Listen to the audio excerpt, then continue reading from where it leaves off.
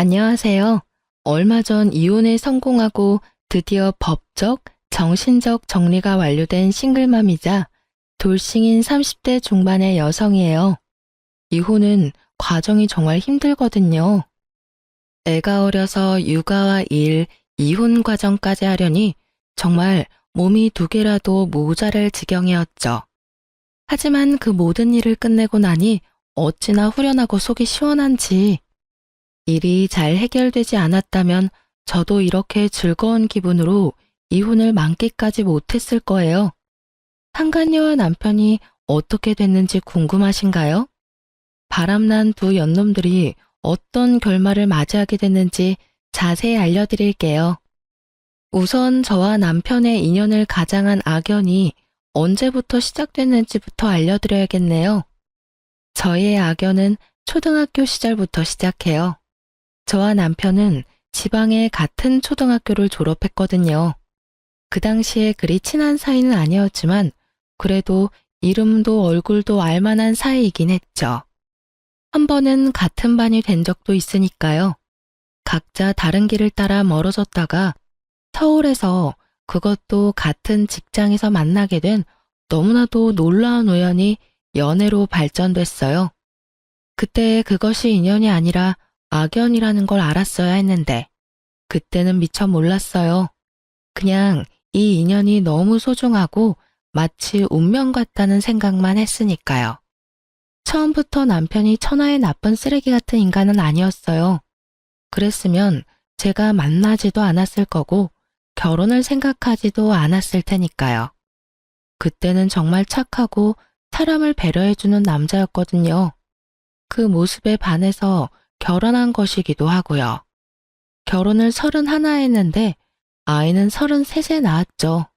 그리고 이혼은 35에 했으니 생각보다 빠른 이혼이었다고 봐요. 저희 이혼의 시작은 짜증나는 남편의 지방 발령 때문이었어요.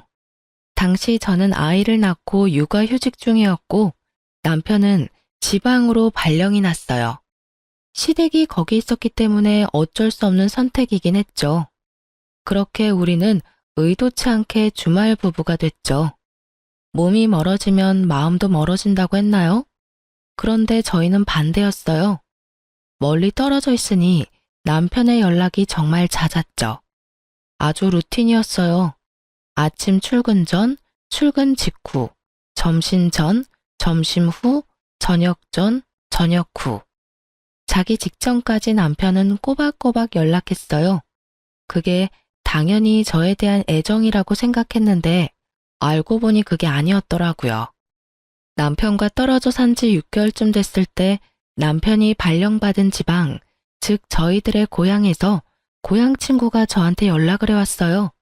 그 친구와는 1년에 한 번 연말에 꼬박꼬박 보는 친구인데 연말도 아닌데 연락이 와서 신기하게 생각했죠. 야, 동영상 하나 보낼 테니까 확인 한 번만 해봐. 이거 네 남편 맞아? 저는 친구가 보내준 동영상을 열었어요. 그리고 거기에 찍힌 걸 보고 제 눈을 의심했죠. 어떤 여자와 제가 잘 아는 번화가를 걸어가고 있더군요. 여자는 남편의 옆구리에 딱 붙어 있었고 남편의 손은 여자의 허리쯤에서 그 여자를 자신의 곁으로 밀착시켜 놨더라고요. 게다가 영상은 거기서 끝난 게 아니었어요. 두 사람이 번화가에서 모텔촌으로 이어진 길로 들어가고 있었다는 게 문제였죠.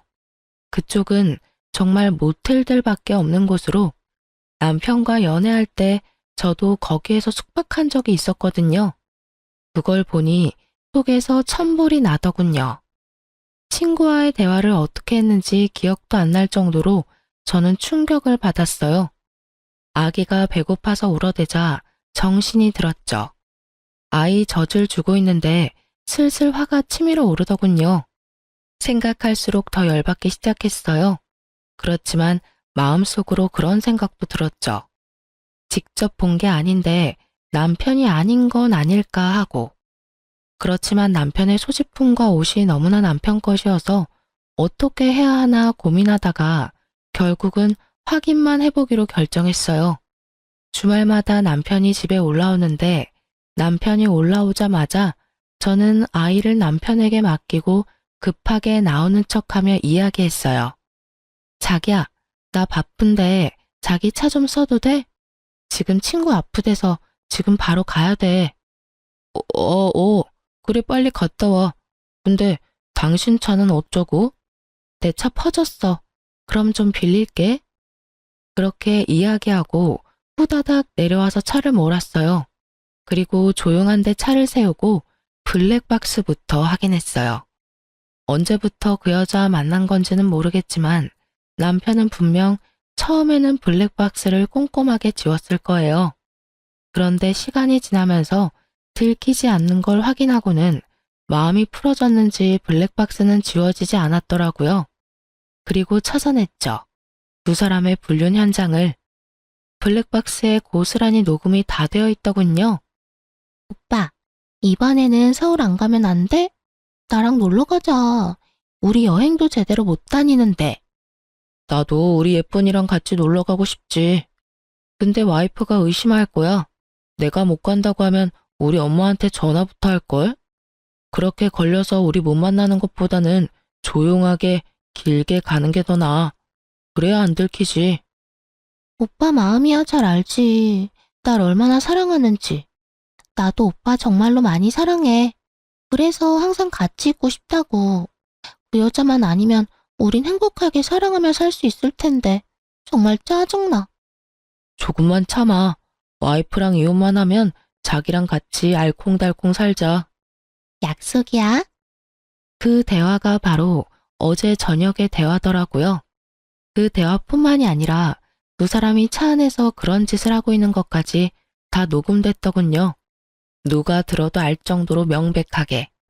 결국 저는 끝까지 다 듣지도 못하고 그 더러운 기분을 접은 채 블랙박스 영상을 폰으로 옮겼어요.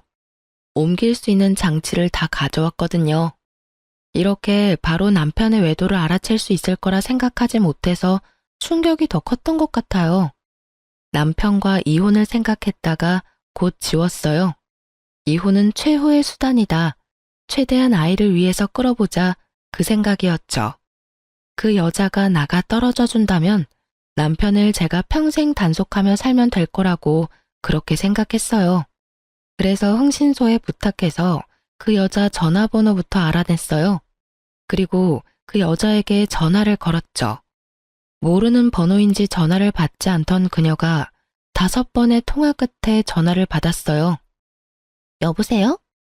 안녕하세요. 저 김현진 씨 와이프 되는 사람이에요. 저희 남편이랑 만나고 있는 거 확인하고 전화했어요. 남편이랑 관계 끊어주셨으면 좋겠어요. 제 말에 상간녀의 반응은 정말 뜻밖이었어요. 제 연락처 어떻게 알았어요? 이거 사생활보호법에 걸리는 거 알아요? 남편과 헤어져 달라는데 그게 중요해요? 그럼 사생활보호법으로 신고하던가요. 저도 상간녀 이혼 소송할 테니까요. 남편 유부남인 거 알고 만난 거 다 알고 증거도 있어. 그러니까 어디 한번 해보던지. 근데 생각할수록 어이가 없네. 방귀 낀 놈이 성낸다고 어디서 유부남한테 꼴이나 치는 년이 법을 따지게 됐는지. 어쨌든 저희 남편하고 당장 헤어져. 헤어지지 않으면 진짜로 소송할 거야. 이봐요. 남자가 바람피는 게 왜 내가 꼬리를 쳤다고 생각해요? 그쪽 남편이 날 너무 좋아해서 떨어지지 않는 걸 왜 내 탓을 하냐고요. 그렇게 남편 마음 돌리고 싶으면 그쪽이 잘하면 되잖아요.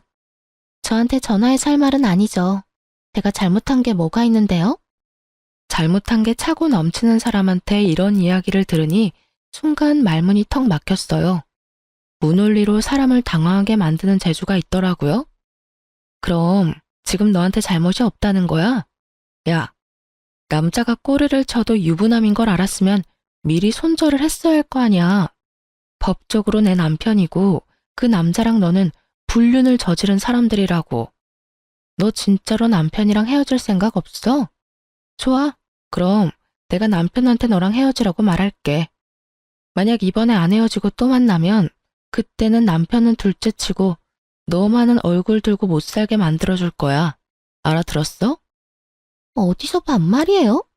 어린 여자한테는 반말 찍찍해도 돼요? 예의도 모자라고 교양도 없는 주제에 그것도 본처라고 저한테 전화해서 갑질하는 거 진짜 한심하고 웃기거든요? 이야기 다 끝났죠? 이제 할 말 다 없죠? 그럼 끊을게요. 2번 다시 전화하지 마세요. 수신 거부 걸어놓을 거고 할 말 있으면 당신 남편 통해서 하세요. 아시겠죠? 정말 재수가 없으려니까. 상간녀는 그렇게 말하고 전화를 탁 끊어버리더군요. 정말 띵 받았어요. 남편과 헤어지라는 말에 저게 상간녀의 태도인가요? 상간녀들 뻔뻔하다더니 정말로 그렇더군요. 확답을 듣지 못한 저는 결국 남편에게 따졌어요. 당신 바람 피는 거 나 다 알아. 내가 그 상간녀한테 전화했는데 헤어지라니까 말 다 했으면 끊으래. 2번 다시 전화하지 말라고. 뭐? 상간녀? 나한테? 모르는 척 발뺌하려는 남편에게 동영상 보여줬어요. 블랙박스 영상도 보여줬죠. 이 정도면 발뺌할 생각 안 하는 게 더 낫지 않아? 내가 의심만으로 당신한테 이런 말 할 사람이야? 당연히 증거가 있으니까 이런 말 하는 거잖아, 인간아. 네가 어떻게 나한테 이럴 수가 있어? 주말 부부한 지 얼마나 됐다고 거기서 여자를 만들어? 너 이런 사람이었어? 여태 내가 모르고 있었던 거야? 어? 말해봐. 너 무슨 의도로 그 여자랑 바람 피운 건데? 나랑 헤어지고 싶어서 그랬어? 여자를 만나고 싶었으면 이혼을 하자고 했어야지. 너 상간녀랑 있는 걸 우리 부모님이 봤으면 즉시 시댁에 연락 가는 거 알지? 그러니까 당신이 결정해. 그 여자 선택할 거면 나랑 이혼하고 날 선택할 거면 그 여자랑 헤어져. 그리고 내가 장담하는데 나는 절대로 나한테 불리한 이혼은 안 해줄 거야. 당신이 유책 배우자고 원인이 당신한테 있으니까.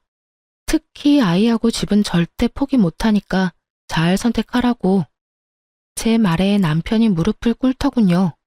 여보, 그런 게 아니고 주말 부부다 보니까 나도 모르게 그렇게 됐어. 그 여자랑은 깨끗하게 헤어지고 절대로 바람피지 않을게. 그러니까 이혼은 넣어도 내가 정신 잘 차릴게. 응? 그 말 내가 믿어도 돼? 그 싸가지 없는 상간녀한테 헤어지자고 지금 당장 내가 보는 눈앞에서 연락해서 말해. 그리고 나 당신이 그 여자랑 헤어졌다 하더라도 매 순간순간마다 당신 지켜볼 거야.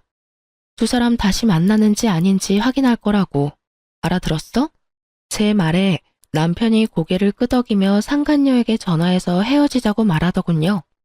스피커폰으로 상간녀가 그러더군요. 오빠 마음이 안 그런 거 나 알아. 그 여자가 오빠 털어대니까 나한테 헤어지자는 거지? 조용해지면 다시 연락해. 난 오빠랑 다시 만날 수 있으면 그런 여자 상관 안 해. 그 말에 저도 모르게 꽥 소리쳤죠. 야, 적당히 해라. 내 남편이고 너하고 헤어지겠다잖아. 진짜 미친년 아냐? 당신도 이런 여자를 좋다고 만났어? 도대체 이런 여자 어디가 좋아서 바람을 핀 거야? 결국 화를 내는 제 모습에 남편은 황급히 그만하라며 상간녀에게 소리치고 2번 다시 연락하지 않을 거라고 하고 전화를 끊었죠. 남편은 상간녀를 끊었지만 상간녀는 남편을 끊을 것처럼 보이지 않더군요. 상황이 이렇게 되니 해결이 되다만 느낌이었어요. 그래서 저는 그날 이후 남편에게 말없이 자주 친정에 내려갔어요. 남편이 발령받은 곳이 친정과 가까운 곳이었거든요. 그곳에 있으면 남편 감시하기 딱 좋을 것 같아서 남편에게 말도 없이 불쑥불쑥 남편 회사 앞으로 찾아갔죠. 시댁과 가깝기도 하니 이유도 만들기 쉬웠거든요. 부모님들한테는 남편이 바람핀 걸 이야기하지 않았으니 어떤 것이든 이유를 만들어서 내려왔어요. 그렇게 조용한 날이 이어졌어요. 남편도 그 여자를 만나는 것 같지도 않고 더 이상 여자 그림자도 없어 보였죠. 일 끝나면 시댁에서 자고 아침에 출근하고 거의 그런 식으로 성실하게 일하고 있더군요. 별다른 의심의 소지가 없어서 마음을 좀 풀려던 때에 저는 시댁에 갔다가 남편의 세컨드폰에 대해 알게 됐거든요. 김장김치를 가지고 가라는 말에 겸사겸사 시댁에 들린 거였는데 어머님이 저한테 핸드폰을 하나 주더군요. 자세히 보니 남편이 이전에 쓰던 폰이더라고요. 당시에 최신 폰을 산 지 3개월 정도밖에 되지 않았어요. 그래서 어머님께 이건 남편 예전 폰이라고 이야기해드렸어요. 그런데 어머님이 이상한 소리를 하더라고요. 남편이 그 전화기를 매일 저녁마다 붙들고 산다고요. 근데 오늘은 잊어버리고 갔다고 그러더군요. 혹시나 하는 마음에 전화기를 들었는데 역시나 잠금이 걸려 있었어요.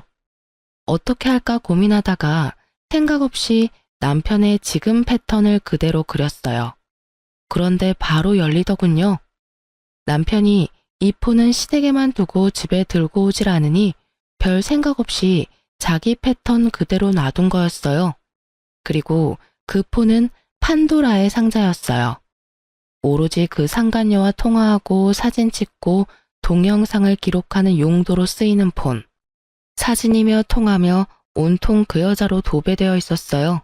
그리고 그 와중에 상간녀와의 문자 메시지는 더욱 충격적이었어요. 오빠, 난 그 여자랑 소송하는 거 무섭지도 않아. 소송하고 나면 오히려 더 편하게 만날 수 있잖아. 위자료만 내면 내가 오빠 만나도 법으로 강제할 수 없어. 그 문자를 보는데 저는 배신감을 감출 수 없었죠. 이것들이 끝까지 가보자는 건가 하는 마음이 들면서 이번에야말로 절대 용서하지 않겠다는 생각이 들었죠. 저는 결국 전화로 완만히 해결하자는 생각을 접고 직접 찾아가기로 했어요. 주소는 그때 알아본 그대로였거든요. 상간녀가 집에 오고 있더군요. 영상으로 보던 것보다 더 어린 여자였어요. 목소리로 듣던 것보다 더 싸가지 없어 보였고요. 제가 앞에 서자 띠껍게 쳐다보며 뭐야? 이런 표정이었죠. 저 김현진 씨 와이프예요. 우리 이야기 좀 할까요? 아, 당신이 그 유명한 와이프예요? 아주 남편을 쥐잡듯이 잡으면서 눈치 보며 살게 만들었다는 그? 내가 내 남편을 쥐잡듯 하든 눈치 보게 만들든 그게 너랑은 관계 없잖아요? 우리 남편이랑 헤어지라고 했는데 계속 만나고 있더라고요. 저 분명히 소송 건다고 말했어요. 소송 걸어요. 하고 싶은 대로 하면 되지. 뭐하러 여기까지 와서 시간 낭비해요? 난 오빠랑 헤어질 생각 없어요. 와이프라고 뭐라도 되는 것처럼 행동하는데 그거 서류상의 관계일 뿐이고 둘 사이에 이미 사랑이고 뭐고 아무것도 없는데 그렇게 붙잡고 있는 거 비참하지 않나? 나 같으면 그냥 놔줘버리고 말 텐데. 하여간 없는 것들은 양보할 줄도 몰라요. 남편 떠나갈 것 같으니까 아주 동아줄 붙들듯이 꼭 쥐고 있으려고 안간힘을 쓰네. 정말 치욕스럽고 모욕적인 말이었어요. 어떻게 저렇게 새파랗게 어린 여자애가 저런 말을 내뱉는지 이해가 안 갈 정도였죠.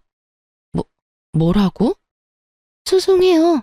내가 위자료 줄 테니까. 위자료 받고 우리 그냥 놔두면 안 돼요? 아니, 사랑이 없다는데 왜 그걸 가지고 있으려고 하냐고요. 우리들 만나는 거 방해하지 말고 아줌마는 아줌마 인생 찾아가요.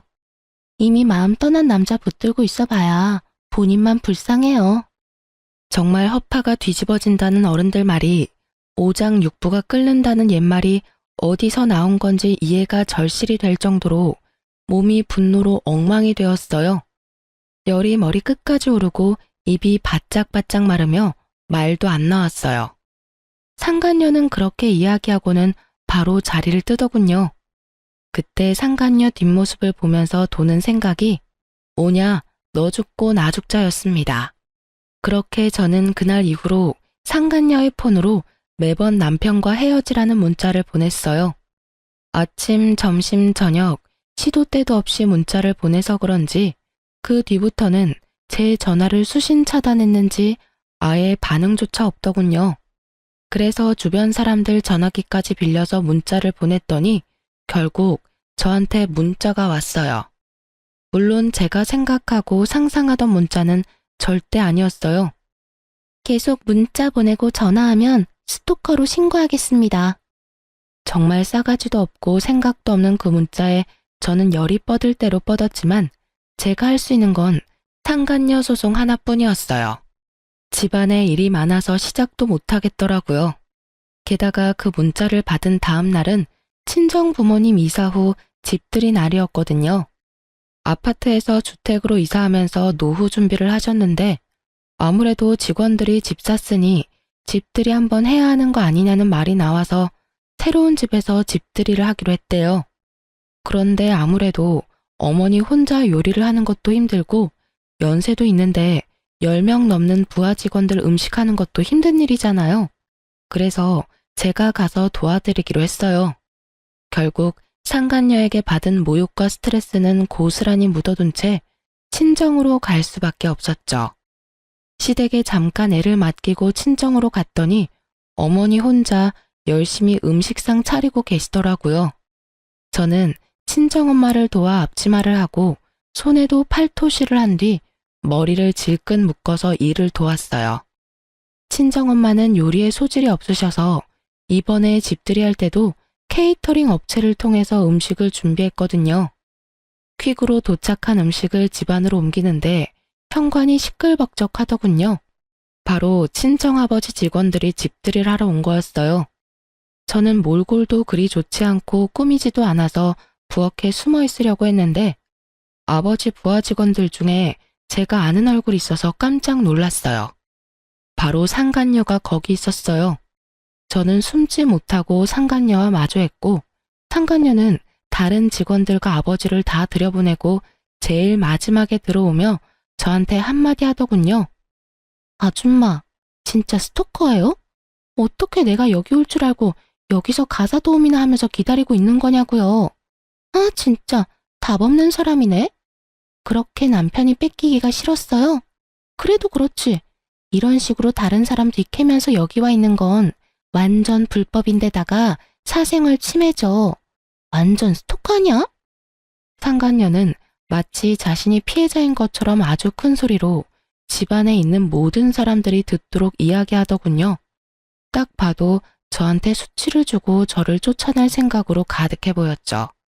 그리고 상간녀 의도대로 직원들이 하나둘씩 나와보더라고요. 이런 식으로 아버지 직장 동료들과 마주하게 될 줄 몰랐는데 상간녀는 제가 이 집에 그저 자기를 쫓아온 거라고 생각했는지 눈 하나 깜짝 안 하고 거짓말을 줄줄 읊어대더라고요. 진짜 선배, 이 여자 스토커예요. 제 남자친구가 헤어지자고 했는데도 절대 못 헤어진다면서 쫓아다녀요. 게다가 남자친구뿐만이 아니라 저한테까지 와서 이렇게 스토커 짓하고 문자도 매일 보내고 정말 무서워 죽겠어요. 저는 팔짱 끼고 그 이야기를 고스란히 듣고만 있었어요. 상간녀 큰 소리에 나와본 친정 아버지와 어머니도 당황스러워하긴 마찬가지였죠. 게다가 직원들이 수군거리며 저를 보며 그러더군요. 스토커면 경찰에 신고해야 하는 거 아니야? 부장님, 이 사람 여기서 어떻게 일하게 된 건지 말씀 좀 해주세요. 아버지가 당황해할 때 제가 상간녀와 아버지 회사의 직장 동료들을 향해 말했죠. 스토커요? 제가 왜 스토커예요? 이 집 딸이 저인데. 당신 부장님 딸이 저예요. 부장님한테 물어보세요. 오늘 집들이 한다는데 일손이 모자란다고 해서 잠시 친정 와서 도와주고 있었는데 스토커라는 소리를 들을 줄 몰랐네요. 거짓말도 눈 하나 깜짝 안 하고 진짜 잘하네요. 그쵸? 제 말에 상간녀 표정이 순식간에 휙 가더군요. 저를 스토커로 몰며 피해자인 척할 때와는 전혀 다르게 당황한 표정이었죠. 직원들도 모두 당황해서 서로 수군거렸어요. 직장에 뭐라고 했는지 안 봐도 훤하더군요. 분명히 자기가 피해자인 양 이야기했었겠죠. 그렇지만 이제 모두가 진실을 알게 됐잖아요. 자기 과실로 인해서. 직장 사람들 다 보는 데서 나를 완전 까고 싶었나 본데 의도대로 안 돼서 어떡해요? 그리고 설사 내가 스토커라고 한들 당신은 내 남편이랑 바람 폈으니 법적 상간녀인데 당신이 나한테 그랬잖아요. 헤어지랬더니 도리어 소송 걸라고 그랬나? 뻔뻔하게 나오는 상간녀 뒤캐는 게 뭐 그리 잘못한 일일까 싶네요. 저 몸이 안 좋아서. 이 상황이 자기한테 안 좋게 돌아간다는 걸 안 상간녀가 튀려고 준비할 때 저는 상간녀 두 팔을 붙잡고 못 가게 막았어요. 우리 할 말 있잖아요. 이대로 나 스토커로 만들어 놓고 가면 무고죄로 신고할 거예요. 그리고 명예훼손죄도 추가로 소송 걸고요. 이렇게 사람이 많은 데서 어떻게 저한테 스토커라고 할 수 있죠? 그리고 당신 남자친구 나한테 헤어지자고 한 적 없거든요? 도리어 처음에 두 사람 불륜 걸렸을 때 남편이 당신하고 헤어진다고 약속했었는데 소설 진짜 잘 쓰시네요. 안 그래요? 모든 사람이 알아듣도록 저는 상간녀에 대해 다 까발렸어요. 그리고 얼마 전에 저한테 그랬죠. 상간녀 소송하고 위자료 지급하고 나면 제발 둘이 서로 사랑하게 해달라고. 저한테 남편 놔달라고 했던 거 기억나요? 그때 어이없어서 답변을 못했는데 답변 해줄 테니까 좀 기다려요. 당신 남자친구이자 내 남편도 불러야 하거든요. 저는 남편에게 친정으로 오라고 전화를 걸었고 남편은 아무 의심 없이 알겠다 하더군요. 그리고 친정아버지와 어머니는 상간녀의 존재에 완전히 충격을 받은 모습이었어요. 특히 아버지가요. 하긴 자기 부하 직원이 사위와 불륜 사이라는 게 정말 어이없게 느껴지셨겠죠. 상간녀는 아무 말도 못하고 입을 꾹 닫고 있더군요. 그렇게 저한테 조잘조잘 쓰레기 같은 말을 잘만 하던 상간녀가 친정 아버지와 직장 동료들이 있으니 아무 말도 않고 묵비권을 행사 중이었어요. 아버지는 열이 받을 대로 받아서 수군거리는 다른 직원들을 미안하다며 내보냈고 상간녀의 근처에서 열을 내고 있었어요. 상간녀의 직장 동료들은 무척 충격받은 얼굴에 완전 뒤통수 맞은 표정으로 집을 나섰어요. 상간녀가 남편을 총각으로 둔갑시키고 저를 스토커로 만들었다는 게 분명해 보였죠. 남편은 아무 생각 없이 친정으로 왔더군요. 그리고 거실에 있는 상간녀 얼굴을 보고 당황한 것 같았어요. 여보, 무슨 일로 불렀어? 보고도 몰라? 당신 여전히 이 여자랑 바람피는 거 알았거든. 그리고 이 여자가 아주 우습게도 내가 자기 스토커짓 하러 여기 와 있었다고 착각 제대로 했나 보더라고. 여기가 우리 친정인지 모르고. 세상 참 좁다. 그치? 당신 상간녀가 우리 아버지 부하 직원이네? 어때? 장인어른 부하 직원이랑 바람 피우는 재미가 스릴 있었겠다. 그치? 여보, 아니야. 우리 그런 사이 아니고 저 여자가 먼저 작정하고 나를 꼬신 거였어. 난 정말 맹세코 저 여자한테 끌려다닌 죄밖에 없어. 무슨 소리라는 거야? 당신이 먼저 날 꼬셨잖아.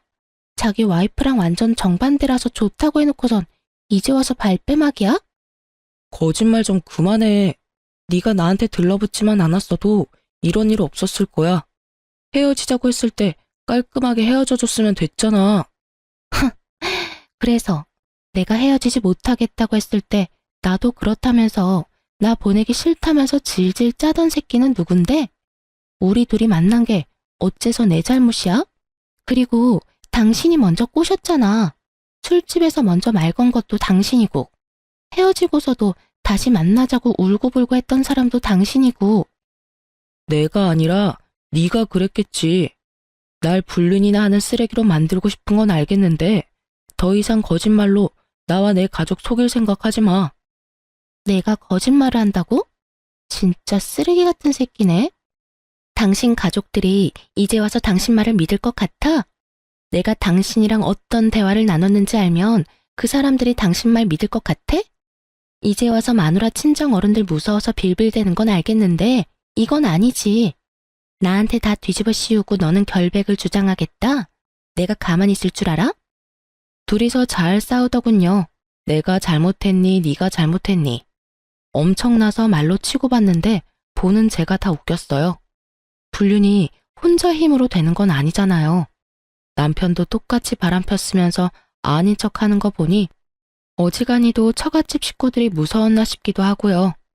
남편은 옥신각신하다가 저희 부모님을 쳐다보고는 고개를 숙이며 한껏 억울한 표정으로 말하더군요. 장인어른, 장모님, 저 진짜 아니에요. 분명히 거절하고 정리했어요. 제가 아내랑 아이를 두고 이런 짓을 저지를 리가 없잖아요. 김서방, 도대체 이게 다 무슨 일이야? 자네가 정말 우리 부하 직원이랑 바람을 핀 거야? 자네는 생각이 있는 건가 없는 건가? 그것도 바람핀 여자가 어느 직장 다니는지도 모르고 저 자식 놔두고 이런 짓을 저질렀다고? 자네가 사람이야? 짐승만도 못한 놈. 결국 친정아버지의 분노가 완전 극에 달했죠. 그럴 수밖에요. 오늘이 경사스러운 집들이었는데 이런 난장판이 되어버린 데다가 직장 사람들이 다 알아버리는 바람에 아버지 입장도 난처한 상황이었죠. 여보, 이런 일 겪게 해서 정말 미안해. 하지만 저 여자 말은 진짜로 다 거짓말이야. 한 번만 용서해줘. 나는 저 여자한테 이용당한 죄밖에 없어. 당신도 잘 알잖아. 내가 당신이랑 우리 아이한테 얼마나 잘해줬는데. 잘해주면 뭐해? 마음이 다른 곳에 있는데. 내가 처음에 용서해줬을 때 당신이 저 여자 손절하고 우리한테 돌아왔다면 나는 그 한 번 정도는 마음에 묻고 살 생각이었어. 우리 아이 아빠고 내 남편이니까. 그 전에 그런 사고 한 번 친 적 없었으니까. 그런데 당신은 어떻게 했어? 내가 준 기회를 스스로 차버리고 다시 저 여자랑 만나왔잖아. 만약에 네가 정말로 저 여자를 단 한 번도 안 만났는데 저 여자가 만났다고 혼자 좋아서 그런 거라면 나도 당신 용서해 줄 수 있어. 그런데 당신 여기 올 때 내내 그 여자 만났어. 내가 모를 줄 알아? 당신 폰 대화 내용 이미 다 봤어. 그걸 아는 나한테 저 여자가 거짓말을 했다고? 너나 저 여자나 똑같아. 똑같이 더럽고 비열한 연놈들이야. 나 더 이상 당신 믿지 못하겠고 믿고 싶은 마음조차 없어. 그러니까 이혼해. 깔끔하게 헤어지고 저 여자랑 만나든 말든 네 마음대로 해. 난 이제 당신한테 신경 쓰고 싶지 않으니까. 제가 그렇게 말하자 남편이 완전 충격을 받더군요. 상간녀는 기회가 온 듯한 표정이었고요. 하긴 이혼 안 해도 만나겠다던 여자가 저 상간녀였잖아요. 본인은 잘 됐다 싶었나 보죠. 두 연놈들이 잘 되는 꼴은 정말 보고 싶지 않았지만 제 마음이 더 이상 상처받는 걸 두고 볼 수도 없었어요. 게다가 부모님이 계시는 곳에서 부모님 부하 직원들도 다 알아버리게 된 이 상황은 덮을래야 덮을 수 없을 만큼 커졌고요. 결국 저는 남편에게 이혼을 통보하는 것밖에 방법이 없었어요. 아니, 저 여자랑 헤어졌어. 헤어진 걸 확인 못하겠으면 지금 당장 다시 헤어질게. 두 번 다시 나 쫓아다니지 말라고. 그런데 왜 우리가 이혼을 해야 해? 나 이혼하기 싫어. 당신이랑 애를 놔두고 내가 왜 이혼을 해야 하는데? 그래, 나 저 여자랑 바람 좀 폈어. 그치만 그 순간뿐이었고 정말로 엔조이였다니까? 사랑이 아니라 그냥 보험 같은 거라고. 그 이야기를 듣는 상간녀가 어이없는 얼굴로 남편에게 따지더라고요. 야, 진짜 개쓰레기 아냐? 뭐? 엔조이? 너 나한테 와이프랑 이혼하고 나랑 결혼하고 싶다고 했어, 안 했어? 그래놓고 엔조이? 또다시 둘의 싸움이 시작되자 그 꼴이 보기 싫었던 친정아버지가 시댁에 전화를 걸었어요. 두 분은 같은 지방에 있으면서 친한 지인이었거든요.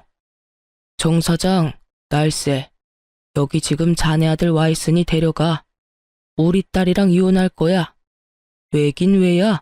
당신 아들이 바람 펴서 상간녀가 지금 우리 집에 와 있다고. 도대체 자식을 어떻게 키우면...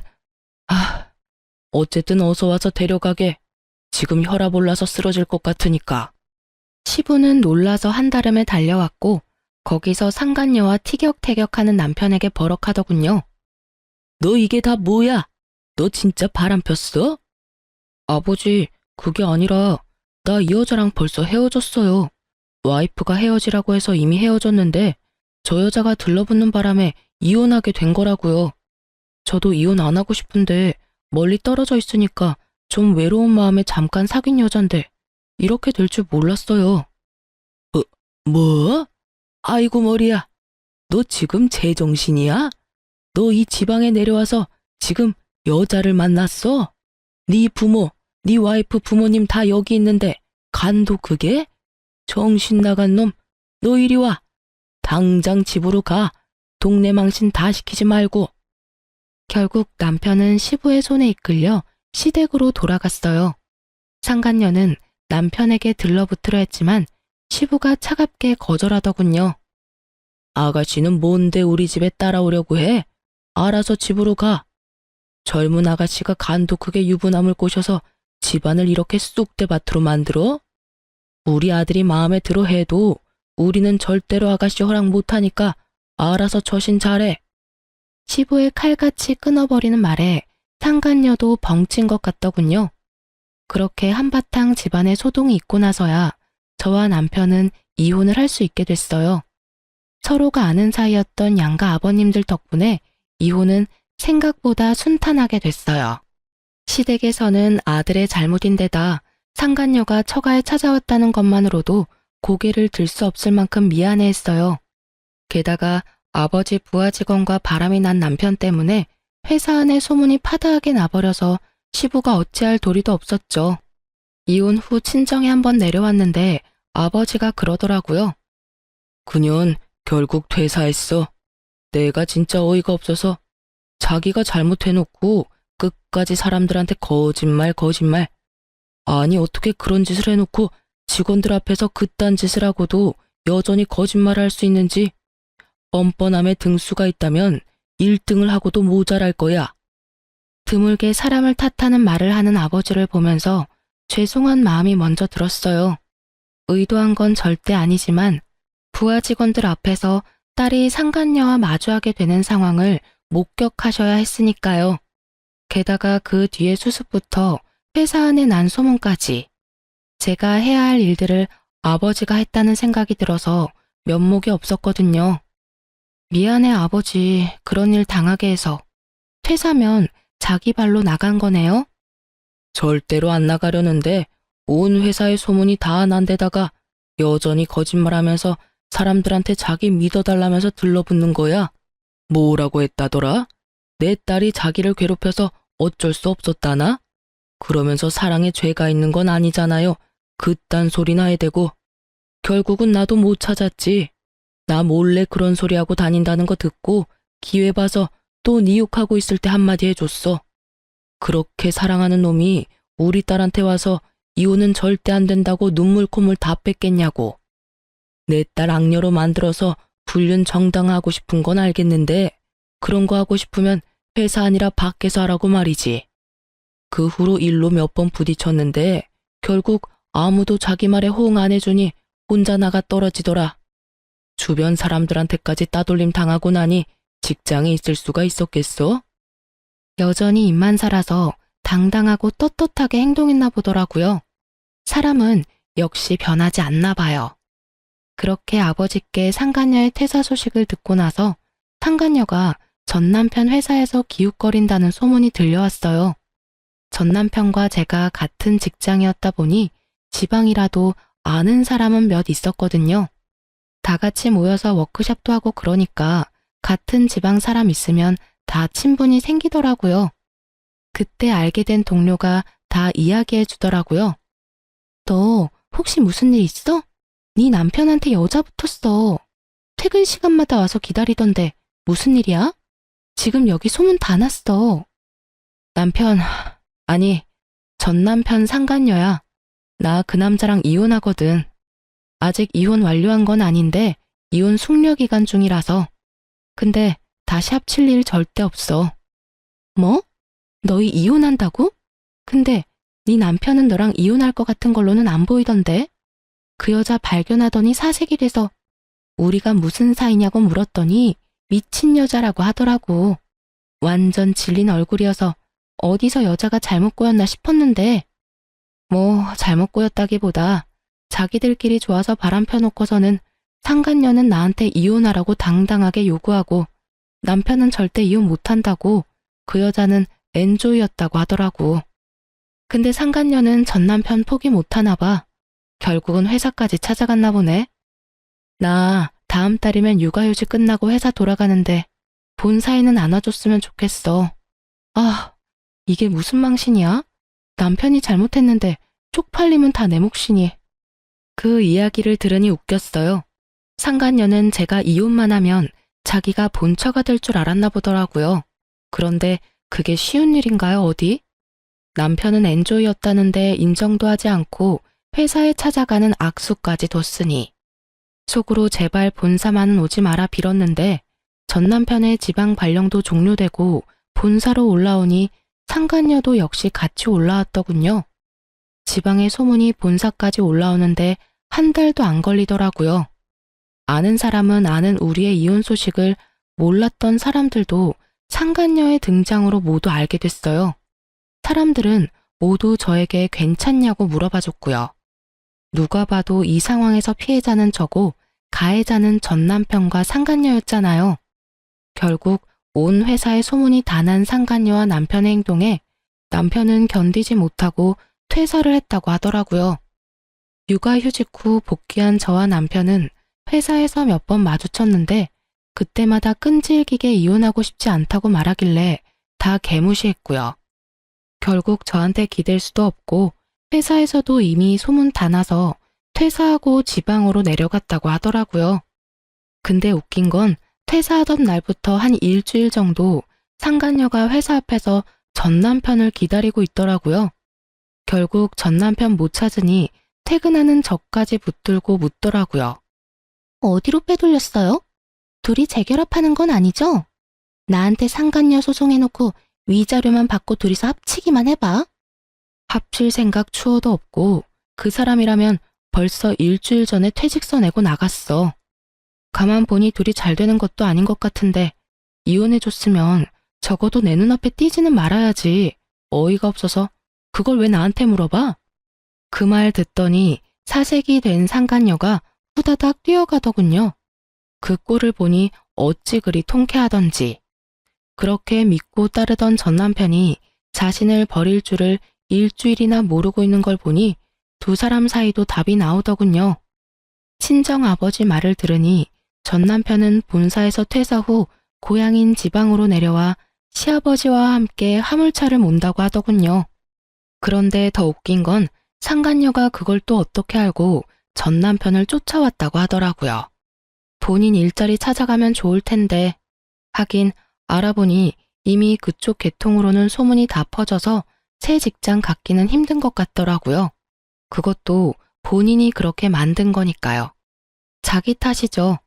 자기 팔자 자기가 열심히 꼬아댄 거 누구 탓을 하겠어요?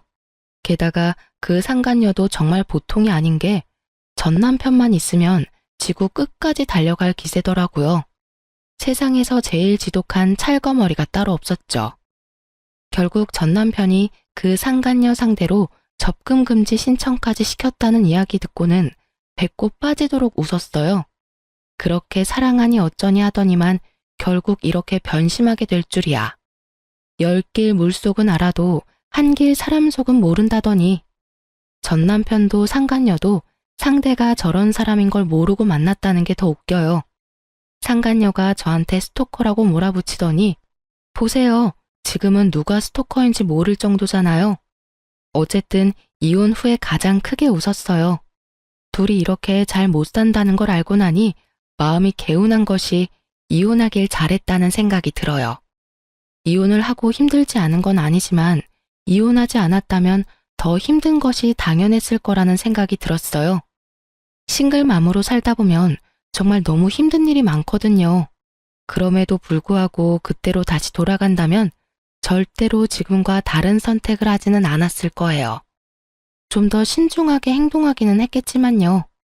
서투른 사연 봐주셔서 감사합니다. 모두 행복한 시간 보내세요.